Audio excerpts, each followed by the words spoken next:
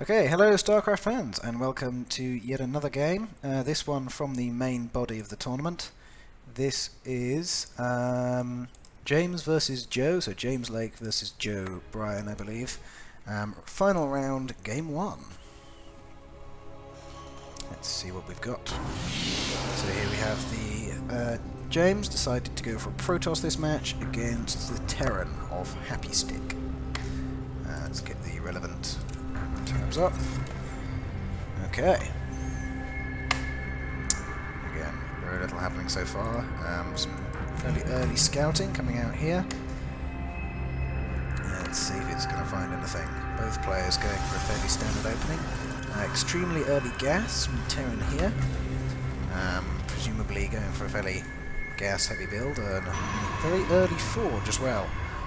Coming down from James, which would heavily imply that photon cannons will soon be in evidence. James himself going off for a bit of scouting as well, a little bit later than his opponent, but is unlikely to have missed anything. Warlock coming up here, very popular Terran strategy. James taking a slightly different route. I say, not much to see here at the moment. He's probably got to look at this forge. May realise that some photon cannons are about to go. He's going to cunningly hide his SCV in the corner and hope no one notices it. Meanwhile, there is still this gap here in the wall, so this means James, well, has decided not to go into the base. He's just going to sit outside. Sneaky pylon, I imagine. We might well get some cannons going next to that. The forge is up, and this is already setting up like a fairly classic cannon rush. Joe, meanwhile, has completed the wall off nearly and has got a few barracks up, so sufficient Marines will be able to take down the cannons. Yes, double photon cannon going down here, very nice. I'm pretty sure this is completely unscouted. Yep, Joe has no idea what's going on there. My only possible concern would be that actually, due to the range of these photon cannons, it may well be possible to get units around the corner of this ramp without them taking fire, so it may well not keep him in. Yeah, it'll be, as I say, it will be close. They might take a few shots, but I would have preferred to see them a little bit closer. Zealot guarding this ramp. Won't be able to block anything, but should give some advance warning in case anything comes through. Again, fairly standard cannon rush opening, got a cybercore going down, forge is up, worker there, don't want that, don't want idle workers are bad, get to doing things. Forge, again, forge not doing anything, I'd like to see that. James, however, is keeping very good control of his resources, and therefore can't actually afford the upgrade at the moment, which is fine. Combat shield coming down. Combat shield, a very good upgrade, gives the Marines plus 10 HP, which is quite a lot when you only have 45 to begin with. Yeah, you're not going to get through that. As I say, combat shield, possibly not the most powerful of the Marine upgrades. Stim pack is utterly lethal, but probably the better for a novice player, as you can't accidentally kill yourself with combat shield. I say more of these cannons coming up now. This one will definitely have good range up the ramp. My only slight concern is with 5 cannons here, I'm not sure if James is putting quite enough into his army at home. He only has 1 zealot, which means that if James does manage to get out, Joe does manage to get out here, James is not going to have a lot to defend himself with. This is literally all he has on the defense front. Also again, probe, don't want the probe just sitting there. I mean, it's got stuff to do, maybe, I don't know, throw down another assimilator here, get mining some gas, but do something with it. Nope, still there. Also recommend Warp Gate. Warp Gate, very good upgrade. It allows you to churn out units at a moment's notice, which is always useful in StarCraft. And as you see, Stargate coming down here, not entirely sure what that's going to lead into. Maybe some Oracle Harass. Maybe just a massive void raise, who knows. Yeah, see, yet more. That's a lot of photon cannons, so pity the fool who has to try and go through all of those. Now this should be invite. No. So he's going to try and go for it, however he does have his units firing at different times, which you don't want. He's did manage to take out that pylon, but simply there's a backup panel here. So he doesn't manage to get an awful lot done, really. say, usually with a photon cannon rush, it can be wise to try and target the pylon, as if, say, 3 cannons being powered by 1 pylon, you take out the pylon, all the cannons go down. However, these cannons had a backup pylon to defend them, so actually going for the pylon there was the wrong choice. So this could be quite an interesting game, really, because Joe, as I say, doesn't have much of an army, but is building it up. Ooh, okay, gone for a scan there, nice. Seen a large number of cannons he's up against. My recommendation here would probably be to, try and just fly out. These can fly, so just build a command center, load some workers into it, fly it over here or something, and then you've got an entire base that A, he doesn't know about, and B, he can't stop. Also, some medivacs would probably be to your advantage here. As would, well, I'm not really sure. What kind of units would you say are good against photon cannons as Terran? Yeah. I just fly out. Yeah, just fly around. As you say, you can't get anything down this ramp, so don't try. Just fly around the ramp. Yeah, fly over here. That won't be a problem. So yes, as we see, there is an Oracle coming out here. Oracle, fairly weak to Marines, good enough Marines. Oh, building Oracles quite nicely. Joe is unfortunately going to waste all of his points and Oracles on trying to kill a single pylon. Single cannon. That really wasn't worth it. Cannons are a lot less expensive than the number of units that you just threw away to take out that unit. So sadly, in terms of economy, James very much comes up on top there. Interestingly, neither of these players really expanded, despite both having the money to do so. As I say, Joe could expand very easily by simply building a command center here and flying it over there. And now the Oracle comes in. This is not looking good for Joe at all. James is making mincemeat of him. And unfortunately, due to all of his Marines dying on the ill-fated push on the photon cannon, he now has none at all to defend himself against this Oracle, which will get a tidy 9 kills before wandering off. However, doing a good job here on the right side. Joe is doing a very good job of keeping on top of his economy, which isn't exactly hard when all you have is 4 SCVs providing it. James is letting his economy run away with him a little bit, but is keeping just about on top of things. He is now going to throw down another Nexus, which will allow him to get more minerals. It's just hoping to spend them. So going out Observer, very good. Observers are a nice unit, I like Observers a lot. The Robo Bay, so we're probably about to see some Colossi come out. It's quite a good choice. Against a Marine Marauder player, Colossus are a very, very good match indeed. Aha! So Siege Tank does have vision because they can see down there. So we'll be able to take out a few of these cannons for absolutely no reply from the Protoss. This is probably Joe's best way of actually breaking this siege.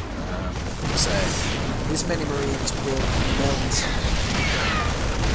Oracles remarkably quickly, and Oracles themselves will take a long time to take out the siege tanks. However, they do actually manage to do it, which is impressive. Clearly I had underestimated the damage, although they are now mostly out of energy. Did lose some stuff there. So again, Joe I think probably hasn't realised that he can just fly his base over here, which is a shame really, because that would be probably his best way back into this game. And as we see, the income tab's quite heavily in favour of the Protoss at the moment, and will be even more so as this base starts to get itself some workers. Meanwhile, these minerals are only going to lessen. Does now have the missile turret, which should see off any future Oracle attempts. So another Oracle is on the way here. What you really want to do is get some Marines up. Marines will die quite fast to Oracles, but Oracles will die even faster to Marines. So, let's see. Try and take down this other one. Again, protect it with the Marines. Not so much point having the Marauders there. Maybe with the Marines, but some Oracles. Ah, yes. Tried to have a go there, was seen off quite handily by the missile turret, and probably now the turret is, so negligible damage there, so a bit of a mistake by James, but to be honest, once your opponent has counters to Oracles, you might as well just throw away your Oracles. Oh, apparently that's ours. Okay, decided to just try and one of these units past the cannons here, which is an interesting strategy. Due to not many of these cannons actually being ranged at the corner's ramp, he doesn't take much damage as he does so, so that may have well have been to his advantage there again. James has very little stuff to defend his base, so if that managed to hit home, as yes, he has absolutely nothing, has Zealot on the way and a Mothership Core, but that's unlikely to be enough. And again, an Oracle is not likely to do well against this number of Marines. Let's see, Observer coming in there. I don't think anything has detection again. These Marines Marauders. Okay, so it does manage to get a double photon overcharge from that, which is good. These Marauders will likely make extremely short work of these Zealots. However, because there's no any Marauders left, not able to shoot another ship core, so that's just going to be able to get essentially 3 hits now. And this Oracle can now come in. It's work done. Again, Joe really needs to be filling up his production tab, isn't it? Getting some Marines down. Photon cannons now up. So, yeah. Looks like we might be in for a long one. How's the income doing? It's now very thoroughly in favour of James. So if he can get a bit of a defence here, all he needs to do now is just, well, marching up this ramp is going to be tricky. It's going to be extremely tricky. But, yeah, nice. So marching this ramp is going to be extremely tricky because you have a Warlock, you have Marines, you have 2 siege tanks. So what I would recommend for James is this Colossus. If you build a few of those, they can walk up cliffs and things, so you can try and get around the side into there. Risky though. My recommendation though would be just build up a bit of a flying army, fly it around the back, distract all of his stuff. You don't need to kill him, you just need to distract his stuff, get his army up there, and then you can march up the front. Not sure what's happening there. Yes, this is a good one for James now. These losing cannons, but Joe's army is now very good for Jones' to wait for the siege tanks. He has the position advantage of being on the ramp. So if he can get some work done here, this will be very good. He's making some good progress against those. No, not quite. Back out of range. Ooh, I think I hear some siege tanks. Oh no, just putting the supply depot back up.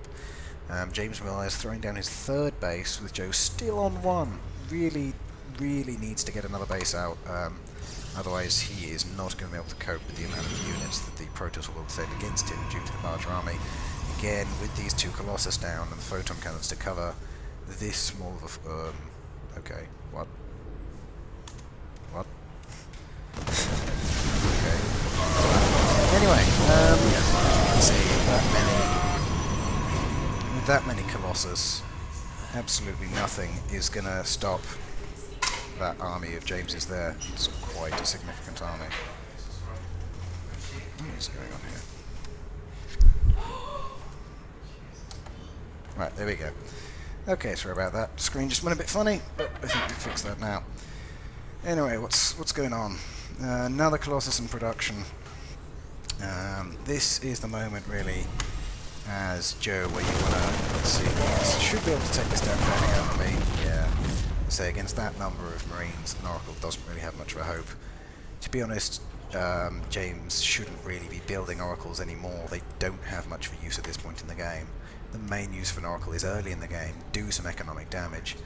Upgrades as well, a few upgrades going down, let's see, 0, 0, 0, so yeah, that's not good. 13.5 minutes into the game, you should really have some upgrades. In fairness, I don't think there's any upgrades here.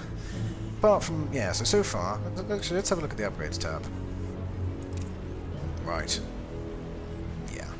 Both of these players would benefit massively from getting upgrades. Upgrades increase the resilience and damage of your units quite significantly, and will allow them to deal with a lot more. I say upgrades now are coming in for James, due to having the massively superior... okay, 3 Oracles now.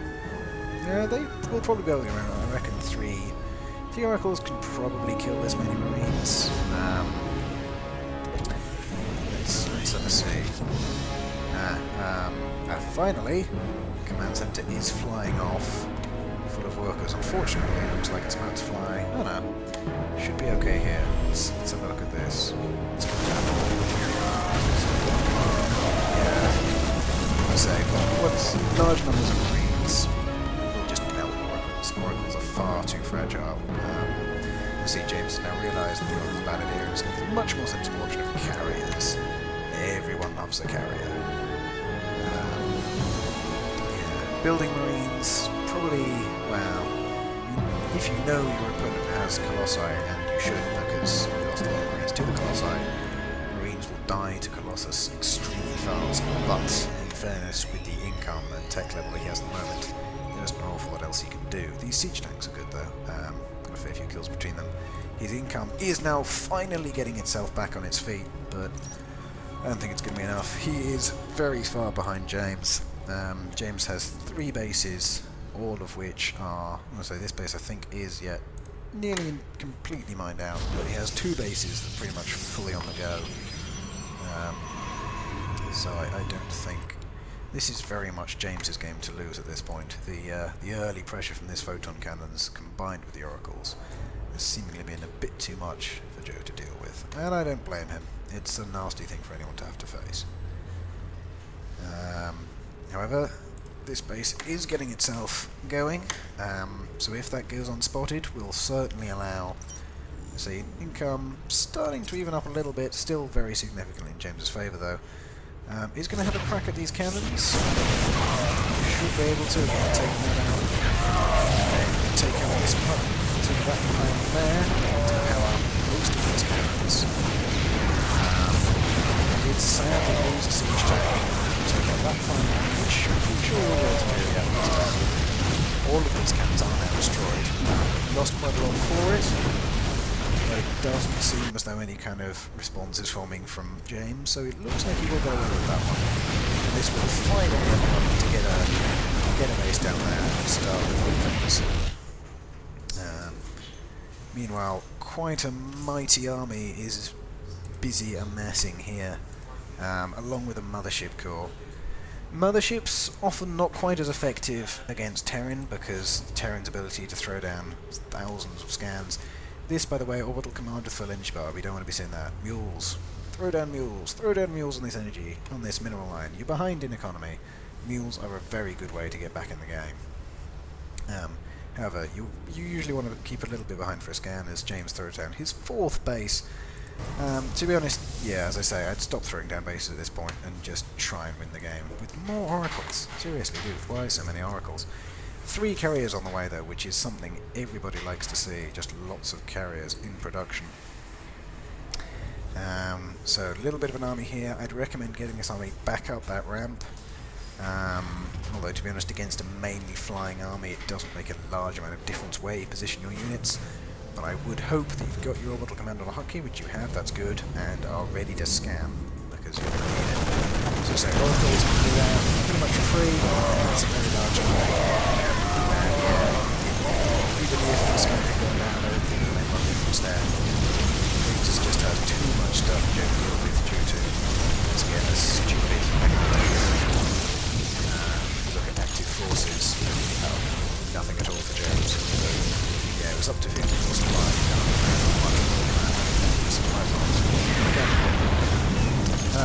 So yeah, I don't think this game. There we go. GG. Alright. Good game.